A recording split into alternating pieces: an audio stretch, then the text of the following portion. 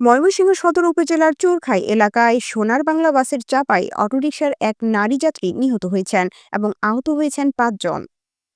মোহাম্মদ আসাদুজ্জামান আসাদ প্রতিনিধির পাঠানো তথ্য নিয়ে সাদিয়া রিফিন ভাবনার প্রতিবেদনে দেখুন বিস্তারিত।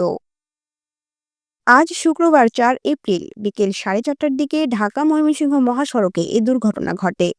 হতাহত সবাই অটোরিকশার যাত্রী, তবে কারও পরিচয় জানা যায়নি। কোতোয়ালি মডেল থানার ভারপ্রাপ্ত কর্মকর্তা ওসি মোহাম্মদ শফিকুল ইসলাম খান বিষয়টি নিশ্চিত করেছেন। তিনি জানান, বিকেলের দিকে চুরখাই এলাকায় ঢাকা থেকে ছেড়ে আসা সোনার বাংলা পরিবহনের একটি বাস অটোরিকশাকে পেছন থেকে চাপা দেয়। এতে ঘটনাস্থলে এক নারীর মৃত্যু হয়েছে।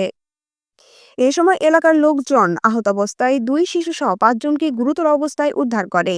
পরে স্থানীয়দের সহায়তায় আহতদের ময়মনসিংহ মেডিকেল কলেজ হাসপাতালে পাঠানো হয়।